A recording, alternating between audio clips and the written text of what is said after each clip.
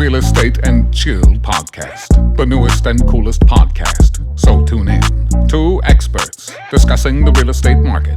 Loan officer James Chaudhry and associate real estate broker Kevin Iglesias. Beware, this is not another boring podcast. This right here is the shit you need to hear. Respectfully. Welcome. All right. Welcome to episode 2 of Real Estate and Chill. If you're tuning in here for the first time, my name is James Chaudhry. I'm a mortgage banker based out of Woodbury, New York. And I'm here with the beautiful one and only Kevin Iglesias. Yes, I'm Kevin Iglesias, associate broker with Realty Connect USA. I'm excited. Episode 2.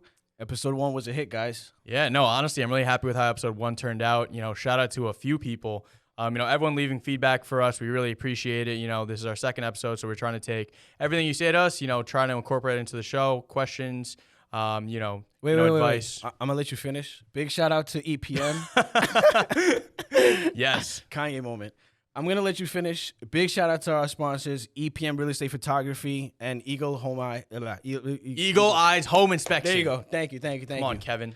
If you want your logo to pop up on the screen like this, contact us, realestateandchillpodcast@gmail.com. Yes. So, first things first, we always got to, thank you for shouting out the sponsors. Wait. Big shout out to our boy Mike. Oh, come on, Mike. Get on the camera, Mike. On the camera, Mike. The myth, the legend. Nice, man.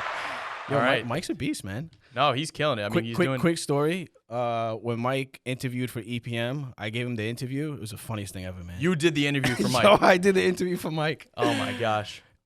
You can imagine how that went. It was hilarious. We were all just in the office just laughing. I mean, when I came in here today, I literally walked through and I thought nobody was here, and you guys were just waiting for me to react. We were trying to prank you. That's all. You were pranking me by filming me and just me walking in, bro. Come on, you gotta do something creative. So let's jump into it, man. I'm really excited for episode 2. We got a lot of good feedback. Shout out to our boy Fernando for tuning in. Yes. Shout out to Dylan. Shout out to my whole pledge class at Alpha Sig. They've been sharing everything. They've been hooking it up. So shout out to them. Shout out to the females in our lives too. Yeah. Shout out to the wifey. Shout out to my wifey as well. Appreciate all the support. We're looking to see what we can do in the future. We're trying to, get this off and running. So we really appreciate everyone, tuning like, in, comment, and subscribe. Don't forget. Yes, that is the biggest thing. So, all right. So today, last time I spoke so much about myself and, you love yourself. I mean, who doesn't? I felt like Mike should have just popped up on the screen like the time clock, like dun, dun, dun, dun, dun. Oh, the SpongeBob thing. 2,000 years later. But today we gotta learn more about you. So we gotta let everyone know who is Kevin Iglesias. So this is one thing we have to do today. So tell us about yourself. All right. So I'm 30 years old. All right. I started in the business when I was 26. See, you said I look 32, but you look like 18. You know what's crazy? It's funny that you say that. Jumping into a quick story, I got rejected. I was big into door knocking. I went to door knock on this lady's house, and she said no to me. Closed the door, said no. Went there the second time, she said no. Her husband called me. I met with him finally, and she said, I didn't give you the position. I didn't open the door for you because you look like you were straight out of high school. I was like 20, 26 at the time. I was so pissed. Wow. But if you haven't noticed from the first episode, I did shave my beard. Nice. So shape mine nice up. and smooth. Yeah, it just took me a while. Yeah, so I did start in the business when I was 26. Again, it wasn't easy. I did make that transition. I jumped in full time. I didn't have a part-time job, so I didn't have any income basically coming in. Yeah. Again, so I had to make this work. I didn't have a plan B that I can fall on. It's kind of scary though. It is. When you're first starting up. It is, and I think that if you're an agent and you're looking to get in full time, but you have a part-time job, I mean, everybody's different, but you definitely want to have income coming in because you need to spend in this business to make money. Yeah. All It's right? a big expense. It is. It's not easy. I limited my expenses because I was door knocking. I was cold calling. I was basically every expired home. I was literally just knocking on their door. Hey, my name is so-and-so. I'm with Realty Connect USA. I see your home expired. And then I, wanted to sell it myself. And that's how I basically built my business, foundation. So That's awesome.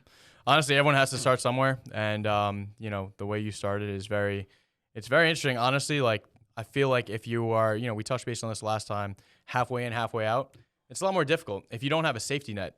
It is. You have to make it. You don't have a choice. Yep. So basically, when I first started, like again, I was dead broke, man. Like no lie, I had no money. I remember, going to the deli by our office in Hop Hog, and I swiped my card. Yo, this is no lie, straight up. It came out to like $8, and my card was declined. I was like, yo, try it again. It got declined again. But I think that was a real eye opener, and I was like, damn it, I never want to feel like this again. And that fear of being broke, because I grew up broke, like my background, my parents came from Central America. They're Salvadorian. They came here, they got their citizenship, and they really hustled themselves, and I think that's really where I get my hustle spirit. I have to make it, coming from nothing. I have to build myself up. You sound like you're about to cry, man. No. Come on, man. Come on. No, but yeah, it's exciting because again, like I've seen these guys grow so much, and it's dope. Yeah. Seeing people's come up and then being at the same level with them and celebrating, it's an awesome feeling. You want to know something crazy?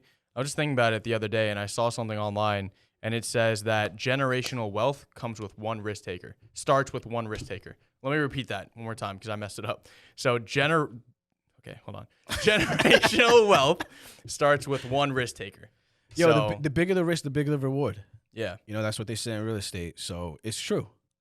You know, when I first started, man, like it wasn't easy. I was very stressed out.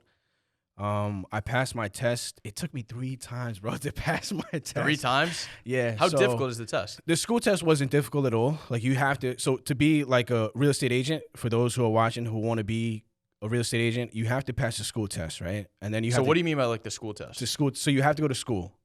You got to get a certain amount of hours, and then you have to pass that school test. Then you got to take the state test. If you fail the school test, you cannot take the state test. Oh, okay. And mind you, you're in a class with like 20 people. So they're reading your results right in front of other people. Yo, my heart was like... So, because literally, if you fail, everybody else in the line Kevin is like... Iglesias failed. Yeah, no, seriously, though. But I passed that one, and I went and took the state test, and I failed it. I was like, damn. How many times did you take that one? I passed on the third times the charm. Oh, you passed the state one. The state one, yeah. Okay. No, I didn't have to take the school one. Come on, don't play me. Okay. I was just like, damn, that's embarrassing. But you got to study hard. I don't think I would admit that out to the open like that, but it's all good. But no, that's crazy. So, looking back at it now, I mean, you started, what would you say the best route to take would be in order to like, you have to go through schooling, you have to go through, the test. After that point, what made you really, grind, aside from your family and like, everything that you've had in the past, what has really started this from like for you? Again, so all right, so I went to Suffolk Community College, right? I went to school for like 2 months and I dropped out. Kevin Iglesias, first test, 14. All right, I'm out, guys. Yo, I just couldn't focus. Like even when I was little, I knew school wasn't for me. And I had a family relative that was a stockbroker, actually. And this is back like early 2000s, maybe the 90s. And I saw how much money he was making. And it was insane. And the one thing he installed in my brain was like, if you want to be rich, work on commissions. There's no cap. You don't have a boss, to basically talk to you. You're your own boss. So ever since I was really young, I have had that mindset like, all right, this is what I got to do to be financially free. And I really took that and I ran with it. So what year was this? I was really young, man. I was super duper young. I mean, like I said, maybe early 90s, early 2000s. Okay. So early 90s, early 2000s. Wow. Okay. So what did you learn from that, that whole situation? So I'll just give you like a backstory of like, I always had like a hustler mindset. Like, I remember once, like I said, my parents, they migrated here. They were immigrants. They got their citizenship. We didn't come up like rich. I didn't have that rich background where they, if I asked for something, they could just buy it on the spot. They at one time, I remember this, they bought me a pair of Nikes, right? And I didn't even like check them. You know how like sneakers nowadays, you can check them and see if they're fakes or not? Yo, I wore them to school. They were fake Nikes. No, but that's love. Like they're still. But here's the thing. So one of my boys was like, yo, you're wearing fake Nikes, man. Like, How did he know? he just knew. He was a sneakerhead. But like, I remember that moment, like getting made fun of for fake sneakers, bro. And that like, I was like, yo, I never want to feel like this again. You know what I mean? Like, you feel broke. You feel like humiliated. You feel embarrassed. Yeah. So, yo, I started like hustling when I was like in middle school. I would make like mixtapes were big back in the day. Like Mixtapes. CDs. Yeah, like CDs. What was it? Like Napster and all those other webs. Like LimeWire that was out. I've heard of those things. Yeah, you're freaking young, man. So freaking young. Arcar shaking his head like, yeah, I know what you're talking about. So what I would do is I would download like music and make one on a CD, and I would sell them out my locker. Oh, wow. Yeah, and I was making like over $100 a week. Mind you, I was like 12. You know what I mean? So I was just making money, and I was like, all right, now I'm going to buy my shoes. And Wow. that's really what I was focused on, because I grew up like, so I was born in Far Rockaway, Queens, right? But I lived basically like right in the hood, you know? Like, Yeah. then everything is like, you got to get fresh, you got to get fly, you got to look good. If not, you know, you get talked about, you get picked on. So that was one big thing. So I was like, all right, you know what? Nobody's going to pick on me anymore. I'm going to buy my own stuff. Back then, Echo was really big. What's Echo? Oh, the Yo, clothing come brand? on, man. Oh, the clothing brand, right? Yeah. So that was really big. South Pole was big. Fat Farm was big. Yo, I don't know what I'm Fat like Farm or Southpaw. I'm like a schmedium, bro. And I was wearing like my brother's a big guy. My brother's like 5'9", like I don't know, I would say like 2 something. And he's like a double XL. I had my brother's double XL shirts on. Yo, I was walking around looking like I had a nightgown on, bro. But this was the look back in the day. I had the do-rag on, the cap. All right, we need to see a picture of this at some point. No flashbacks. We need to see a picture of this. No flashbacks. But yeah, I'm like 5'5" on a good day. Imagine like me wearing a 2X. Like I would look like a freaking ghost walking around. But yeah, my brother, you know, he played a big part in my success because he was just like, you're getting older now. And I had a mushroom haircut, bro. I'm not going to show pictures of that either. I had a mushroom haircut. And he's like, yo, you're getting older now. You got to get a new haircut. He took me to the barbershop in Queens. And like, he's like, all right, ask the barber for a 2 on top and a 0 on the side. I had no idea what that meant. Oh. Yeah.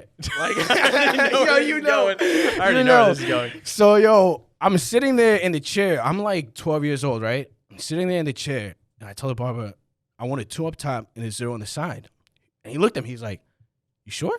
And I was like, yeah, like, you know, like, it's my big brother, you know. I said, yeah, of course. He's like, all right. All I hear is zzz. Yo, my eyes got so watery, I felt like legit I was going to cry. Oh my gosh, that's the worst. Bad haircuts are like the worst. Yo, I looked when he was done with my haircut. I looked like I just came out of my mother's womb. I was like a baby bird, bro. Yo, when I was in like freshman year of like college, what I used to do, actually no, like senior year of high school, freshman year of college, what I used to do is I didn't know that when people got like their sides, I didn't know it was a fade. All I used to ask for was I was like, yeah, can you just give me a 1 on the sides and then just leave the top how it is? And my hair was really like up to here if I brought it down. And then my whole sides were like completely like 1 all the way.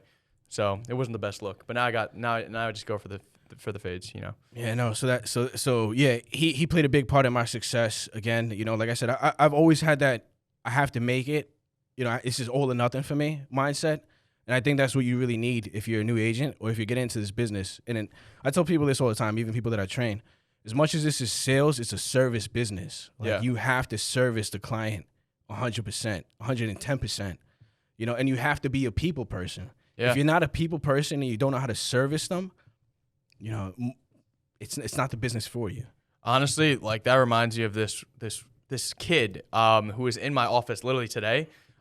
So basically we have a, attorney who is, we have the same office. So her son was, walking around the office just saying hi to everyone. I was like, wow, this kid's gonna, just the fact that you know how to network. I mean, he doesn't, it's not even considered networking because he's like probably 10 years old. You have to introduce yourself. Like you have to be that person that goes like, hey, Arcar, I'm Kevin Iglesias, associate broker, Realty Connect. You know, if you need a home to sell or if you're looking to buy a home, here's my card. You know, I love to work for you, et cetera, et cetera. Got to be able to open up to everybody. You have to be able to talk to anybody and everybody on the spot and be prepared. Always be prepared. I mean, I guess the word we're just looking for here is like extroverted. Like that's all it is, you know? So And that's you crazy. forced me basically to come out my shell. All you guys in the room basically was like, yo, you got to get on Facebook. You got to get on Instagram. Today I made my first Facebook post. So He still has Pop my not cherry. one Instagram post. He still does not have one Instagram post. But But you post like 15 stories a day. yeah, I mean, I But don't know. no posts. No posts. Everything's like really podcast related. Yeah. We've gotten so much good feedback though. It's Yeah. amazing. It's like it really pushes you to drive and wanted to continue to do it more and more and more. Yeah. So I'm excited. But again, like I said, that hustler mindset, you have to have it. And I touched base on this on the first episode. COVID, when it hit, like I said, you either plummeted your business or you said, you know what, my back's against the wall and I'm going to skyrocket my business. And that's Yeah. exactly what I did. You know, I think a real hustler, a good hustler would make it in any situation and in any location, anywhere. You know, you could literally put me anywhere and I know I'm okay. Because Yeah. we have a skill. You and I, we have a skill. And we met off of cold calling. Yeah. We could generate money anywhere we go. I could literally walk out of here, this office, the podcast room, go down the block, knock on somebody's door and say, hey, I'm so-and-so. I've sold over 100 homes, blah, blah, blah. I'm a top producer at Realty Connect. I'm top 10. I've only been doing it 5 years. I'm out competing people who've been in the business for 30 years. And boom, like, all right, come on, take a look. You know? Yeah. So we can literally create money anywhere we go. So that's the beauty of it, you know? Yeah. And I didn't always have this confidence again, because like I said, I got rejected literally like every day when I was first starting off. Hey, I'm so-and-so, your confidence is not there when you first start off because you have no resume. Yeah. And my wife would tell you, man, I'm so stubborn, I'm so hard-headed that I told myself literally when I was starting off, I was like, you know what, I'm going to start it on my own because I don't want somebody to, and I've had this in my life, somebody to be like, you only have that because of me. You know what I mean? I didn't want to have that on my shoulders. So I was very stubborn. I was like, I'm not taking any handouts from anybody. I'm going to learn it on my own. And if it works, it works. If it doesn't, all right, I tried. I gave it my 110%. And that's all I could do. So walk me a little bit through. So, I know we are going to have, a special guest, Anthony.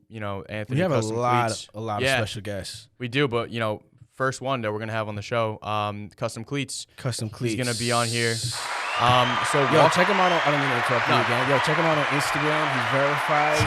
He's got that bloop. No, that I know. blue check. That's so sick. Honestly, like, Yo, wish I but could how have- sick is that? Like, coming into that appointment, I had no idea who he was. And he's a former Montreal's Expos player too. Like, he played baseball as well. Really? He got injured, yeah, and he couldn't play anymore. But like, you just never know who you're gonna run into. That's the beauty of this business. And then they could basically just say, so and so sold my home, and refer you out, and then boom, like you just take it Yeah. off.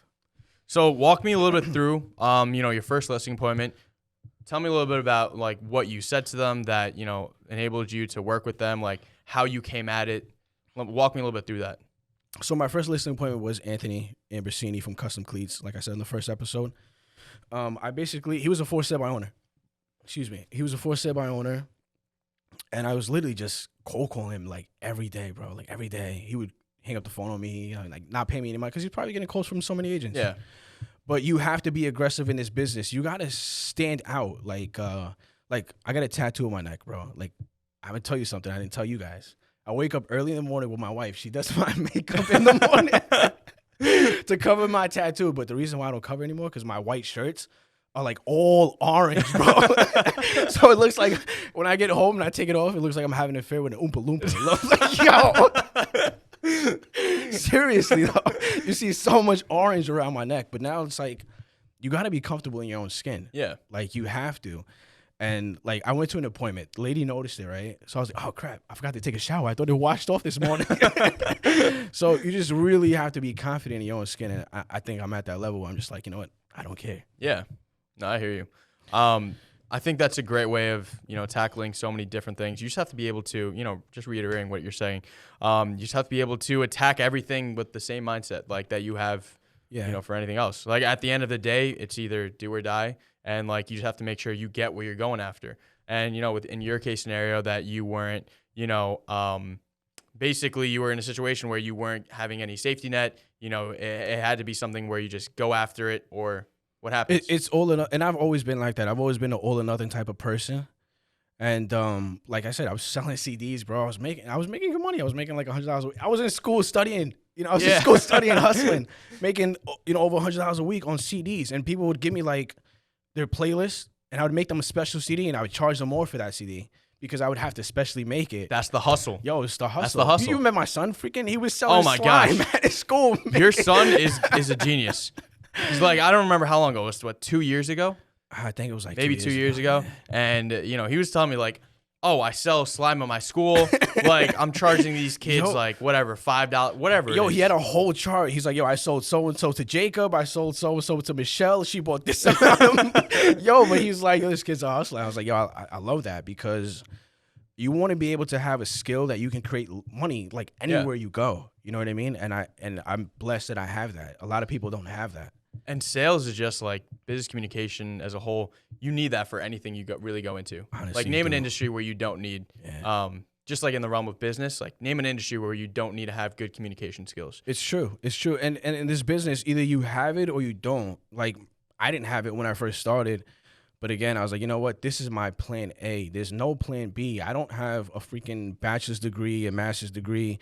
I got my high school diploma, but I didn't have a trade. I can't fix cars. I'm not handy at all. You asked me to put a hammer in the nail, I'd probably put a hammer in the whole freaking wall. But I'm not handy. That's just me. But if you give me something to sell, I'm selling it, and I'm upselling it. You know what I mean? No, I hear you. So that's my skill. And again, I saw, we grew up poor. I wouldn't say poor, but we grew up broke. We little to no money, just surviving. We were jumping from apartment to apartment. Literally like lived in the hood. And I don't know if you're familiar with roaches, but we had roaches and rats in our apartment, literally. But this is the difference with roaches out here and roaches in the hood. You turn on the lights when you come home, the roaches are not going anywhere. You turn on the lights in the hood and the roaches just like, oh, you're back from work. How was your day? But basically, that's how it is. Like, literally, you just turn the lights on and say, oh, it's freaking roaches again. And so we lived in the hood in this apartment, right? And this is so awesome. Now when they're doing it, I'm like skeeved out. Me and my older brother, we would take turns under the oven. We would set rat traps, and we would have a contest of who would pull out the biggest rat. Like, How family friendly is this? no, but I'm being honest. This is really what hustling me, because I don't want my kids to go through that. You know what I mean? And nobody should. And if you're in that situation now, you could definitely get out of it. I think I'm the perfect example that if I can make it, anybody can make it. I think, going back to what I originally said in the beginning, generational wealth starts with one risk taker.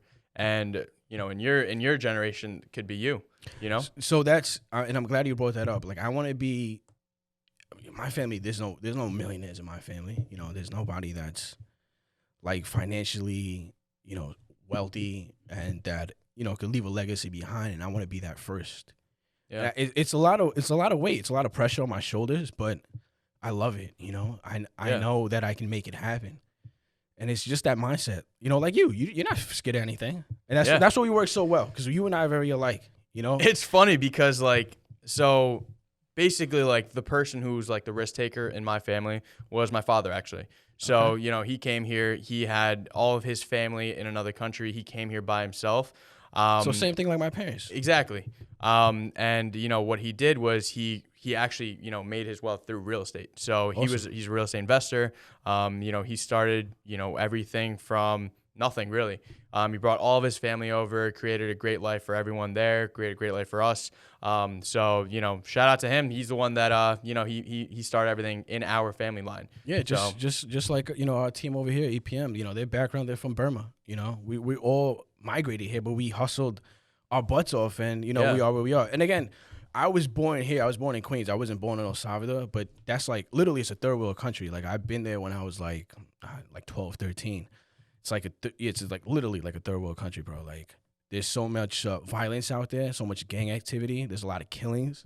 I was there literally every time I turned on the news, somebody was dead. People get shot in the broad daylight. Like, I can't go over there now because I'm fully tattooed. Like, over there, tattoos are basically only for gang members. Okay. You've seen me without a shirt on. Yeah. Well, not like that. Not like that, but. Well, you were curious. You're like, yo, you're always in a suit. Like, show me what you look like. Okay, keep in mind, I've just seen his tattoos for the first time 2 weeks ago, maybe. Because we were literally at an open house, and I was just like, yo, I've never seen what you look like. Like, what do your arms look like? I've never seen it. And then you showed me. I was like, Well, not like I wouldn't never known because you always wear suits. So it's like, But again, like I'm not touching base on this again. Like I think if I can make it, anybody make it, you know, because if you see me without a suit on, I look like I do tattoos for a living. Literally from my neck down, my arms, my back, my ribs, chest, everything. I'm fully covered. So I think that was really one of my fears when I first started in the business, because I was like, yo, I don't look like a real estate agent. Like I can't do it. I can't make it. I started in this business legit, bro. I didn't even own a suit. I remember going to my first Realty Connect USA meeting.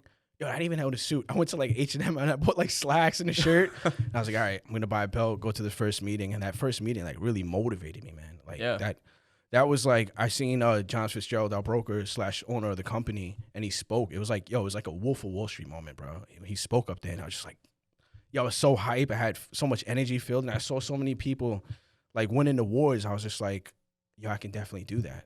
I always had that mindset. Even when I was like doing no deals, I was like, you know what? I could definitely do that. And now I'm a top producer at Realty Connect USA. I'm top 10. I was ranked number 7 for 2020 of the whole company. So it's pretty dope. yeah, no, I would definitely say so. Honestly, like in my case, you know, starting off, you know, while I was in school and, you know, working, it's difficult to really go the full length because you're a little restricted. You know, like I can't spend 12 hours a day doing this, that, whatever, because I have other obligations I have to go through. So, you know, with what I'm doing now, you know, I take motivation from people like you know, who have made it out and, you know, living financially free, everything, like you're good. And it's just like, it's motivational, honestly. Yeah. And again, like if you're a new agent, don't let anything hold you back. Cause like the fear, again, it's going to hold you back and you need to break that barrier down. You either got to tell yourself, look, I'm going to make it no matter what, like I did.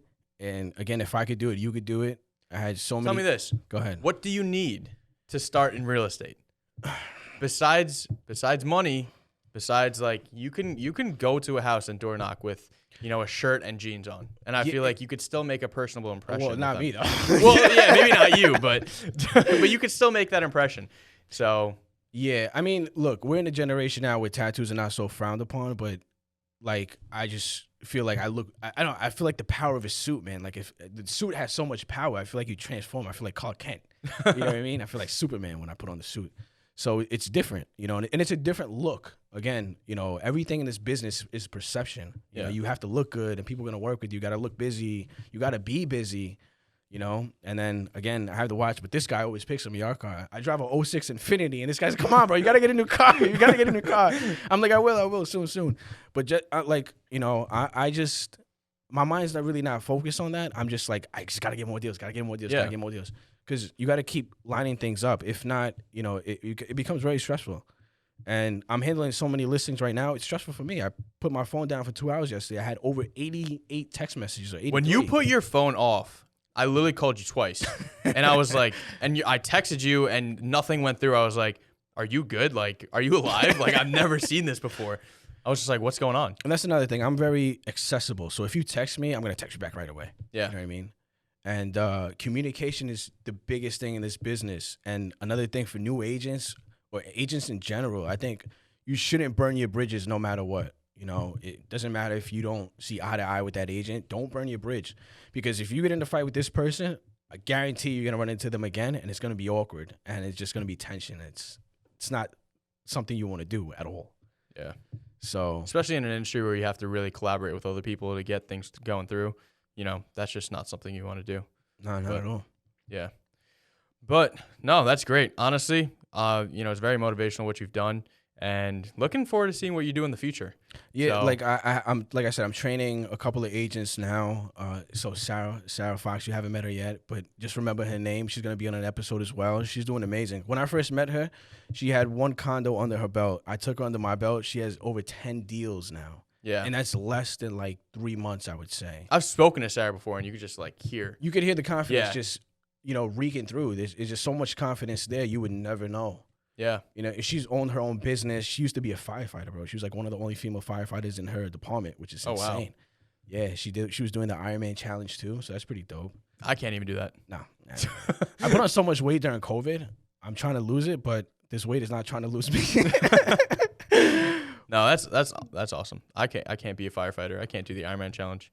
Nah, Can't do not any at of the all. stuff she did. Sorry, but But again, you know, you have to. And now she's putting that motivation, everything towards this, you know? So. You have to give this 110% in order for it to work, you know? And you really have to push yourself. Look, when I started in this business, I didn't compare myself to so-and-so, right? I was never looking at, oh, this person, I want to be like this person, or I got to do more deals than this person. Because then you get distracted. That's why I was never on social media. I didn't care. I didn't care about it. I was just like, you know what? Excuse me. I'm focused on myself. I'm going to push myself. And then, you know, when the time comes, I'll make social media and I'll be on it. And you guys peer pressure me. And now's the time. Yeah, now I'm on it. But don't compare yourself to anybody else, because for what reason? You know, in this business, the only one who could stop you from being successful is yourself. You know, if I want to work hard, I'm going to push myself. Yo, where was Kevin Iglesias when Deontay Wilder got knocked out by Tyson Fury? Oh my gosh. He could have been in that corner right there, and he would have literally raised him and, you know, got him that dub. Yo. No, but honestly, like, what you're saying is actual experience.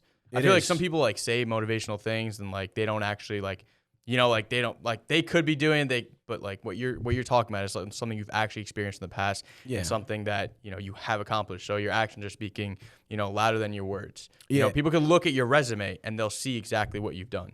And the reason why I work so hard is because, like I said, who goes to swipe their card and gets rejected for $8? Like, that's embarrassing in front of people. It's just it's a low point that I've told myself I don't ever want to feel like that again. You know what I mean? So that's why I work so hard. You know, I'm just, you know me. Yo, I tell you, like, I'm about to take a vacation. I'm taking some time off, and I'm just like, I got so much business more. I got busier because I don't know how to take time off. I'm like addicted to real estate. Like, literally eat, breathe, and sleep it. You know, like the other day, my wife woke me up in the morning. She's like, you know, you were talking in your sleep. I was like, what was I saying? She was like, oh, that's so dope, bro. And you were laughing. But I was literally thinking about the podcast because I don't know. So you're practicing speaking to me. All right. We have it on film. Nah, but I was just thinking about ideas for the podcast. Like, we came in here earlier today. We were just speaking to Mike. Yo, Mike is a dope editor, by the way. Yeah. This guy's a machine, man. I'm so glad that EPM hired him. But, you know, we want this to grow. We want to give a platform, not just for us, too. We want to interview agents who are just starting off and really hear, you know, their difficulties in the beginning and then just see them grow. And we want to give this platform to other agents as well, you know, just to hear their background story, their come-up story, because I think that's huge, you know. Everyone has a story.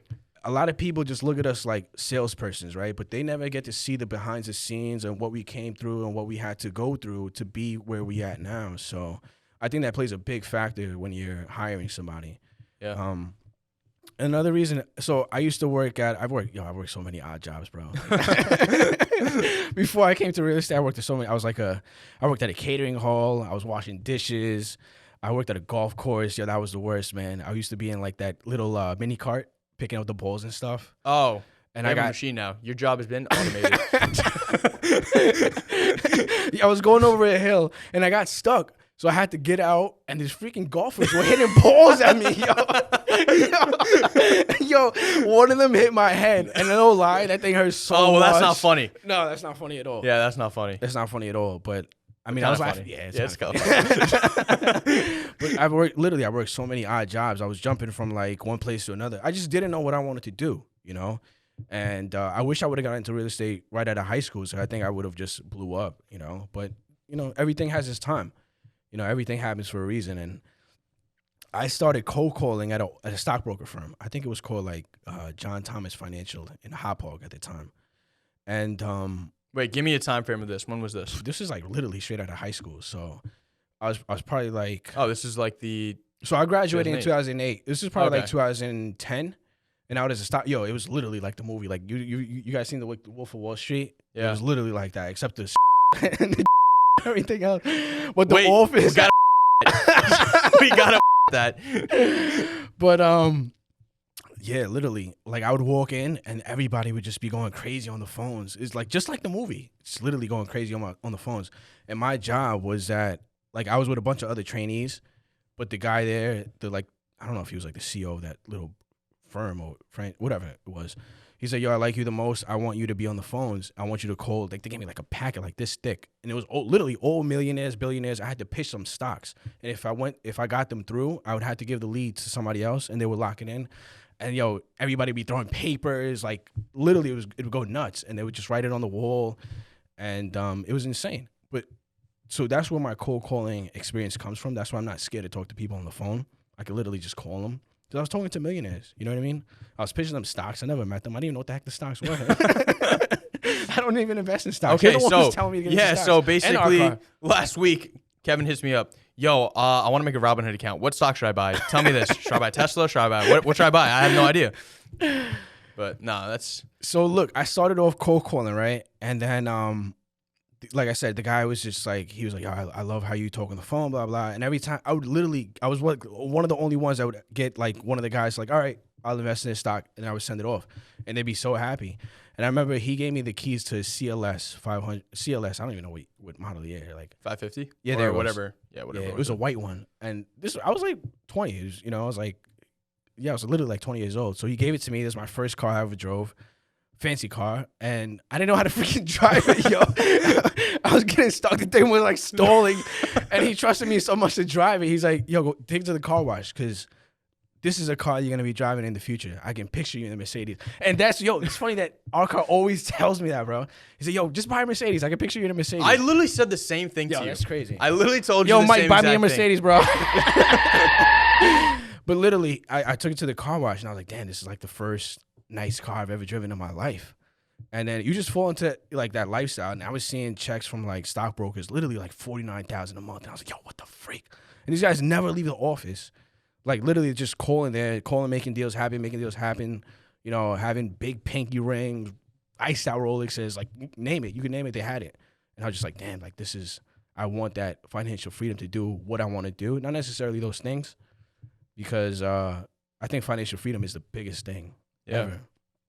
Not having to be, set to something from 9 to 5, as people say, the 9 to 5 job, not having to be restricted by that. I mean, we say that, but we work like from like 8 to 12 at night. So I don't even know. These guys work so hard too. So if you guys ever come, like just to give you like an outlook of what we see right now, there's so many lights and 3 cameras here. We have our audience here. Yeah. Everyone's wearing face masks. No, there's literally only 2 people here. But literally, like, we're set up like a freaking movie set, I feel like. It looks dope. Like, a lot of podcasts don't look like this, but, thanks again to these guys because they made it happen. Staff here is amazing. And we're just so excited. This podcast is really going to take off. So many people have been contacting us, with good feedback and just so excited to see more. And yeah, we're really going to just touch base on everything real estate wise. Yeah. So what are some of your goals that you want to I have so many. So, the one thing is that one goal that I'm in the process of right now, which I can't really speak about too much until it's over with because, I believe in like the superstition things. Like I don't want to say anything until it happens. So, there's a few things. One, I want to be able to set up my business to the point where money is not something that affects like my mood, So you want to have, like I said, financial freedom. You just want to be able to. Yeah, to the point where like I can live a comfortable life and not have to worry about. That is what financial freedom is, but just to a point where like I don't have to worry about like where my next paycheck's coming from, everything like that, whatever, and just enjoy life. Like I feel like work is great, and I love to work. But I want to live life too. So I want to be at the point where I can set myself up to a place where I don't have to rely on one thing or another. I can just be happy with what I have and go on from there. With the mortgage industry, everything's great. It's a great industry to be in. And right now we're really seeing like a huge influx of buyers, huge influx of refinances. And it's really kicking off. But the one thing is that, people need to learn that there's highs and there's lows, So right now it's definitely a high. And that's another thing with real estate. You got to understand when you get in this business, people think it's so easy, but it's not. Like there's nothing that's set in stone saying you're going to get paid this amount. Because if something goes left, like you're basically screwed. Yeah. And things could go left really, really quick. So you just never know what you have in that pipeline. Is it going to go through? Is it going to close? Am I going to get paid? You don't know until we get that bank clear to close and that rescission period's over. I think I never get excited until the deal is basically like closed out. Like I'm at the closing table getting paid. I'm like, yes, finally. Yeah. Other than that, I don't get excited, bro, because you just never know what could happen. Yeah, no, I totally agree. Honestly, with real estate, being a real estate investor, definitely one of my biggest goals. Yeah, mine too. Like I want to get into flipping and doing all that as well. So yeah, I mean, in terms of flipping and like just like holding properties, like I just want to be able to own like multiple properties in the future and just be good, you know? Like that's really all it takes, you know, for you to be financially free. If you own a few real estate properties, you have cash flow coming in and you're good, you don't have to worry about anything else. You don't have to work anymore. As long as your tenants are paying you, you're good. You don't have to do anything else. Really, you know? that's all it takes. So again, you need to have that hustle spirit in you. You need to have that hustle in you in order to really make it in this business and take off. And that's really all it really takes. It's like it all depends on you. If you're not making it right now, if you're not succeeding, it's because you're doing something that, you know, it's not working out. You're doing something wrong. You have to go look at the plan and restructure it, you know? I totally agree. That's it. And one of the reasons why, you know, I'm good at what I do is because I'm just like so passionate about objections. You've seen me on the phone. You see me cold calling. The first cold call I've ever seen you make, you got an appointment. So got the appointment, went there, met the guy, got the listing. You just need to learn how to deal with objections. Yeah. No, I mean, honestly, I totally agree with you. I think that in my industry as well, when I first started out, it was difficult because when I started, I was on a script, right? So basically, I have cold calling on a script? Exactly. Yeah. So I was just like seeing if they say, oh, what is an FHA loan? I'm just like, I'm not sure. Let me get back to you on that. You know, like, as long as you just keep getting those questions and that's another thing. If you need to keep learning, like you said, you need to be knowledgeable. You need to have all the information. If somebody asks you a question, you don't want to be like, you know. Exactly. You want to be educated to the point where, like, you're a real estate professional. They trust you. They want to hire you, and you know your stuff. If they have a question, you answer it right there on the spot. So you want to be able to, you know, have all that knowledge and walk with it. You know, that's why I got my associate's broker's license, and I passed it on my first try. Even though not third, thankfully. I passed it on my first try, but I was like, you know, I'm gonna make it, and I'm gonna pass this test. And I told myself, that's it. You know, and you got to build your brand so big that you're getting like, literally, I can show you my phone. I'm getting recruitment calls from like every big company on Long Island. They're calling me saying, I'll sign you up. I'll give you this amount of money. I'll give you this sign-on bonus. But I mean, you know, I'm good where I'm at. I'm at Realty Connect USA, and I love the company. One of the reasons why I joined that company is because I love how they came about. It was literally Michael Artolino and John Fitzgerald and a couple of other partners. They sat down, had a cup of coffee, and they said, yo, we're going to make our own company. And boom, you know, now we're competing. We're one of the biggest companies on Long Island, and I love that. I loved the underdog coming and winning and competing with everybody else and outshining. You know, that's what I'm about. And Realty Connect is one of the biggest, brokerages in Long Island. So, yeah, and we have multiple offices all throughout Nassau County, Suffolk County, Queens. Just another example of, you know, you could do anything you want to do as long as you believe in yourself, you have faith, and you have that hustle mentality. You got to make it no matter what. And I think that's something you and I have. Yeah. That's the beauty. Honestly, I think that, you know, that's the one thing you need to take away from this video, you know, from this podcast. If I can make it, you can make it. Literally, I came from nothing. You know, like I said, I didn't even own a suit. I'm embarrassed to say this. I didn't even know how to tie a tie. You know, I had those clip-on ties. I still don't know how to tie a tie. I still actually don't know how to tie a tie. I should learn that. I had a clip-on tie, and my wife, who I'm married to, she's the one who helped me really study for my test. You know, she was reading me the questions, and I would know them right on the spot. She's like, how do you know this? I don't get this. But I was so focused, like, yo, I got to make this happen.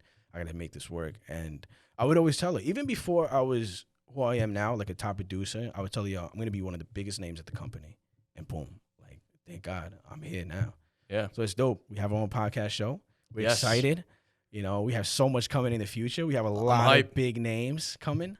Yeah. So we have a lot of big names coming on, and I'm excited. Yeah, I don't want to reveal any names yet. No names yet. You know, we'll drop Anthony Ambrosini from Custom Cleats. Yes, he's gonna be our first one. Over 100,000 followers on Instagram. He used to play baseball. I'm excited to hear from him. Like, you told me your side of it. I want to hear from him. Yeah, I want to hear his come-up story. Yeah, I really want to hear that. And, no, yes, the come-up story, but also I want to hear from his side what it was like picking you. With me. Yeah, I want to hear from him. I want to see what he has to say. That's interesting because even up to this day, we never had that conversation. And like, I did ask him like why you chose me. He said, well, I just felt like you were confident. Well, unfiltered, uncut, here for the first time. We'll see it. We'll see exactly what it looks like. So again, last point I want to make before we close the show out is do whatever it takes to make it in this business. Don't be scared. Don't put lies in your own head. Say, I can't do this because I'm covered in tattoos, or I can't do this because I'm new, or I didn't get in this business knowing anybody in real estate. Literally, I didn't even know who freaking Ryan Serhant was. You know what I mean? Like, I had no idea about real estate whatsoever. I just knew, like, yo, I can sell, and I want to give this a shot. I used to work at a Coach. Oh, yeah, I remember you told me. Store. And my No, biggest... they make men's wallets, too. Okay, well, my Very bad. fruitful wallets. Shout out to Coach. Somebody's got a Coach Plus. wallet in the pocket over here. Nah, Gucci. But Well, excuse me, damn. I don't even have a wallet. I got a... Yo, Ox gonna laugh at me. I got a rubber band. oh my God.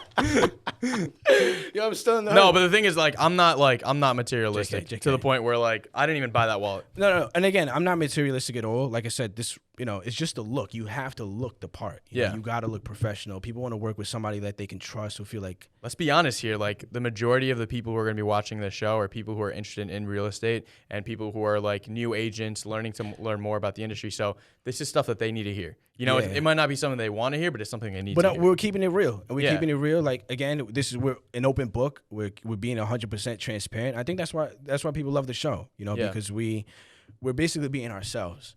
Yeah, you and I, we've known each other for so long. So another appearance that we're gonna have on the show is one of my guys, Jared Yoshida. He's a big time interior I'm excited designer. for that. I need to learn That's from dope. him. Yeah, Yeah. he's a big time interior designer in New York City. He's been doing it for a very long time. He's also a client of mine. Just a quick backstory, and this is what I mean. You got to do whatever it takes to get the job. I was interviewed by his old agent. This is weird. Nobody gets interviewed by agents, bro. I had to go get a house that he had in Hop. Whoa, wait. His old real estate agent His interviewed old you. real estate agent interviewed me at the last moment. They weren't even going to give me a shot. They had already like 2 people they had in mind that they were going to go with. And then I came basically like at the end and I stole it. And basically I had to meet with the old real estate agent in Hop Hog. And then I had to pass that interview. And then I had to go meet with Jared all the way in Brooklyn from Hop Hog, not knowing if I was going to get the job or not. And I literally drove there the same day. We met at like an Asian like vegetarian place. We sat there, just had a conversation, and that's it. I brought the papers. I said I just need a couple autographs. But he saw how motivated I was. He saw the drive. Nobody's gonna drive. Who's gonna drive from here to Brooklyn, not knowing that you're gonna get an appointment or not, and probably waste your time if you don't. Yeah. But you have to take those risks. You have to take those risks and be confident in yourself. I went there with the mindset, all right, I passed the interview with his agent. I'm definitely going to pass the interview with him. I'm just going to be myself. There's no fear. And I did. And now I sold that. I sold the Hop Hog house for him. And I sold another house we just closed on for him in Sound Beach. So I'm excited, man. I'm really excited. So one more quote. I think Confucius said this. Scared money don't make no money. All right, so I think that's the best place to wrap it up for today. But if there's something you got to take away from the show, remember, Make sure you guys hustle. like, comment, and subscribe. Yes. The biggest thing to take away from this episode is hustle your off, basically. Yes. We didn't even talk about the market at all until now. We're in like the last 2 seconds of the show. But if you're looking to sell right now, I can't even say a number how many buyers I have ready to buy your house. So Definitely contact Kevin. us. Like, if you're comment, looking and to buy, call me. subscribe. Yes. And call him too. Sell your house now or your Mike, what the heck, Yo, man? you can't say that word. I didn't even curse. Why would he bleep that out? You know what? Yo, why'd you just say it again? I didn't even curse. Yo, you gotta stop saying these, bro. This is a family-friendly show, man. Let's keep All it right. PG. All right, episode 2. We're done. We're cleared. Shout out to our sponsors again, EPM Real Estate Photography. Eagle Eyes Home Inspection. Logos pop up. All right, don't make me look dumb, guys. Okay, make sure you pop Yo, those logos up. They don't put up the logo. I'm just like, Looking in the sky. all right, Yo. so stay tuned. Episode 3 coming soon. It was a pleasure speaking to you again. Looking forward to the next episode. I'm excited. Follow us on Instagram. Subscribe, like, comment. You know what to do. See you guys next time. See you next time. Thank you for tuning in to the Real Estate and Chill podcast with James Chaudhry and Kevin Iglesias. Don't forget to like, comment, and subscribe. Also, share this with your friends, your enemies, your mother-in-law. No, seriously, this podcast is so fucking good, you might want to tell your ex. See you next time.